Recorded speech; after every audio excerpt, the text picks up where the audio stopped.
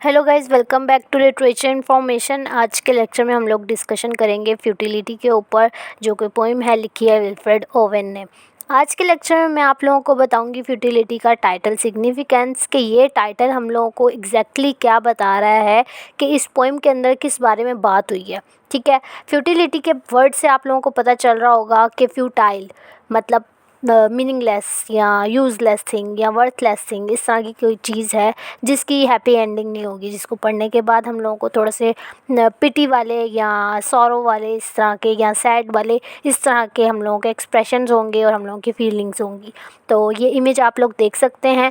ये इमेज जो है बिल्कुल फ्यूटिलिटी के ऊपर है, इस पोइम के ऊपर है। इस पोइम को पूरा डिस्क्राइब कर रही है ये इमेज। ठीक है, तो सबसे पहले मैं आप लोगों को बताऊं कि इस पोइम के अंदर, जो कुछ स्टूडेंट्स को पता भी होगा कि फ्यूटिलिटी पोइम किस बारे में है और कब लिखी गई, तो थोड़ा सा बैकग्राउंड बता दूं आप लोगों को। फ्यूटिलिटी जो पोइम है ये है एक वॉर पोइम। ठीक है, और ये हम लोगों को इसका दूसरा नाम जो है एलिजी भी है, जिसको हम कह सकते हैं कि एलिजी जो होता है उस चीज़ के लिए यूज़ होता है, उस पोइम के लिए यूज़ होता है जो एक तरह का फ्यूनरल हो रहा हो किसी डेड पर्सन का। ठीक है, ये पर्सन जो आपको दिख रहा है ये आप लगा लें कि ये डेड पर्सन है, और ये जो पर्सन है ये आप लोग कह सकते हैं कि ये हमारा पोइट है या स्पीकर है। हम लोगों को नहीं पता कि पोइट कौन है, स्पीकर कौन है, हम लोगों को ये कंफर्म नहीं है, लेकिन हम लोगों को ये कंफर्म है कि ये डेड पर्सन है और इसको एक बंदा देख रहा है और उसने सारी चीज़ बताई हुई है। ठीक है, तो टाइटल हम लोगों को ये बताता है कि फ्यूटिलिटी यानी कि एक बेकार सी चीज़, किस बारे में बात हो रही है। हम लोगों को पता है वॉर पोइम है, तो वॉर के ऊपर बात हो रही है। और पोइम पढ़ने के बाद हम लोगों को ये भी पता चलता है कि फ्यूटिलिटी यानी कि बात कर रहा है हम लोगों का स्पीकर या विल्फ्रेड ओवन, के वॉर जो है एक मीनिंगलेस सी चीज़ है। ठीक है, और लाइफ और डेथ का हम लोगों को कंट्रास्ट दिखेगा इस पूरी पोइम के अंदर, कि डेथ जो है वो भी एक यूज़लेस सी थिंग है, लाइफ जो है ये भी एक यूज़लेस सी थिंग है, कि डेथ जो है ये आनी ही आनी है, चाहे एक सोल्जर है चाहे आम नॉर्मल बंदा है। ठीक है, तो जो लाइफ है वो ओवन ने हम लोगों के सामने क्वेश्चन पेश किया है कि इंसान को ज़िंदगी दी गई है और वो फ़जूल के मसलों के अंदर फंस के वॉर तक नौबत आ जाती है, और फिर मासूम लोग या जो लोग चाहते भी नहीं हैं कि हम लोग वॉर के अंदर जाएं, वो लोग भी बीच में आके मर जाते हैं। ठीक है, तो ये वॉर के ऊपर सिंपली उन्होंने बात की है कि ये एक फ्यूटिलिटी है, ये एक यूज़लेस सी थिंग है। और इसी तरह इसी टाइटल फ्यूटिलिटी के टाइटल से हम लोगों को यही पता चल रहा है कि इस पोइम के अंदर किस चीज़ के बारे में बात हो रही है, कि something sad, something pitiless, something pointless, meaningless. ठीक है, जिसको पढ़ने के बाद हम लोगों को कोई इस तरह की चीज़ नहीं मिलेगी, हैप्पी एंडिंग नहीं मिलेगी। तो इस टाइटल से हम लोगों को ये पता चल रहा है।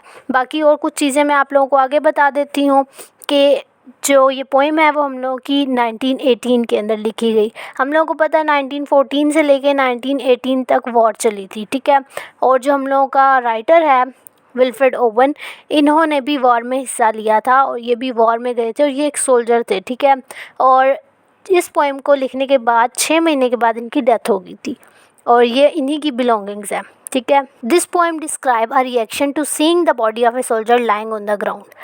इस टाइटल के बारे में भी मैं आप लोगों को बता रही हूँ। तो टाइटल के से हम लोगों को क्या पता चल रहा है, इस पोइम के अंदर हम लोगों को सिंपली ये बताया जा रहा है कि एक सोल्जर है, वो मरा हुआ है और वो ज़मीन के ऊपर गिरा हुआ है। ठीक है, और हम लोगों को ये भी पता चलता है कि उसकी कोई वो यूनिफॉर्म है, खाकी से ड्रेस के अंदर है, और उसने कोई इस तरह का यूनिफॉर्म नहीं पहना हुआ कि लोग उसको अप्रिशिएट कर रहे हैं, और क्राउड के अंदर वो जा रहा है, उसके फैमिली फ्रेंड्स या लवर वगैरह उसका वेलकम कर रहे हैं, कि कोई परेड चल रही है। इस तरह का सोल्जर नहीं है, बल्कि वो एक सोल्जर है जो एक खाकी कलर के ड्रेस में, और हम लोगों को बताते हैं कि वो ब्रिटिश जिस तरह के उनके ड्रेसेस होते थे, उनके यूनिफॉर्म होते थे, बिल्कुल वैसा ड्रेस है उसका। ठीक है, और वो गिरा हुआ है, मरा हुआ है वो, और कीचड़ के अंदर सारा वो लिपटा हुआ है। ठीक है, तो इस तरह की उसकी हालत थी।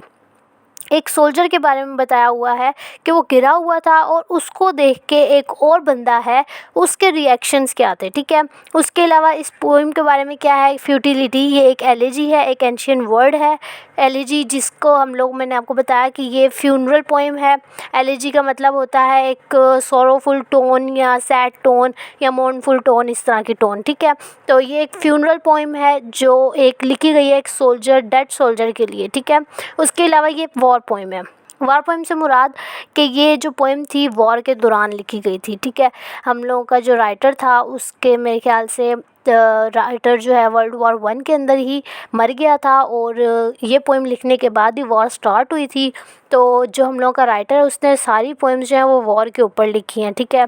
तो इस हिसाब से सोल्जर का सारा ज़िक्र है, उसी के बारे में सारी बात हुई है इसके अंदर, तो इसको हम वॉर पोएम कहेंगे। और जहाँ तक इसका लिंक टाइटल के साथ है, फ्यूटिलिटी यानी कि वॉर पोएम, और वॉर जो है ये यूज़लेस सी थिंग है। सिंपल इसके टाइटल के अंदर ये बात हो रही है, ठीक है। उसके अलावा क्या बात है, it's deliberately and self consciously written in contrast to the war poetry of previous eras as a response to the new kind of war. ये अपना एक कंपैरिजन भी है, जिस तरीके से कि पहले वॉर कैसे होते थे और उसके अंदर क्या क्या चीज़ें होती थी एज़ कम्पेयर टू आज के वॉर कैसे होते हैं। अब आज के वॉर के अंदर machine gun, trenches, motor and tanks वगैरह ये चीज़ें शामिल होती हैं, तो ये इस तरह का कंपैरिजन भी है। उसके अलावा ये पोएम ऑफ पिटी है। ये सारी चीज़ें मैंने छोटी छोटी सी इसलिए ऐड की हैं ताकि इनके साथ कंट्रास्ट करके मैं आप लोगों को टाइटल समझा सकूँ। फिर आगे हम लोग पोएम की टेक्स्ट भी पढ़ेंगे, अभी टाइटल सिग्निफिकेंस सिर्फ देख लें। अब टाइटल के ऊपर मैं आ रही हूँ। It let us know that what ever comes next will be futile.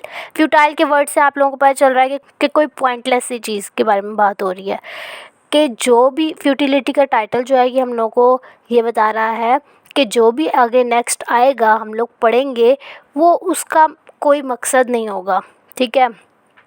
मतलब ये बताया जा रहा है फ्यूटाइल जो है ये यूज़लेस सी थिंग है। जिस चीज़ के बारे में राइटर बात कर रहा है वो यूज़लेस सी थिंग है, मीनिंगलेस सी थिंग है, ठीक है। और उसको पढ़ने के बाद कोई हम लोगों को होप नहीं होगी। अगर कोई होप होगी तो जितनी भी हम कोशिश कर लें हम लोग किसी नतीजे पर नहीं पहुंचेंगे।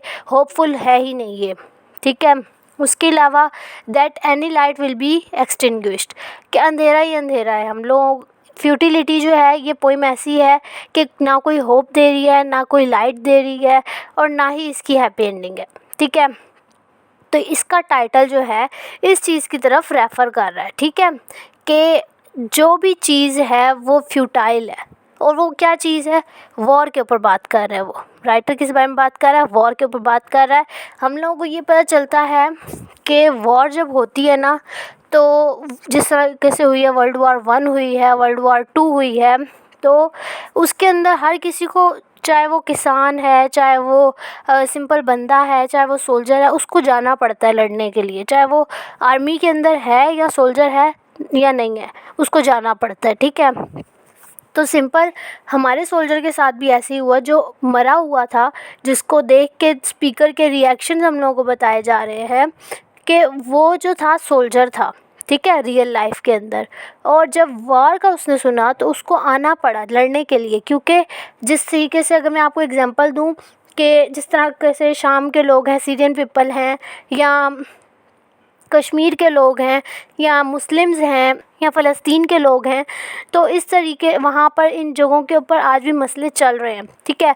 तो वहाँ के नेटिव्स जो हैं उनके ऊपर जुल्म हो रहा है, ठीक है। अब उसी के जो उस रिलीजन के लोग होंगे, उनको अगर निकलना पड़े जंग के लिए, तो वो ये नहीं देखेंगे कि अच्छा ये सोल्जर है, ये सोल्जर नहीं है।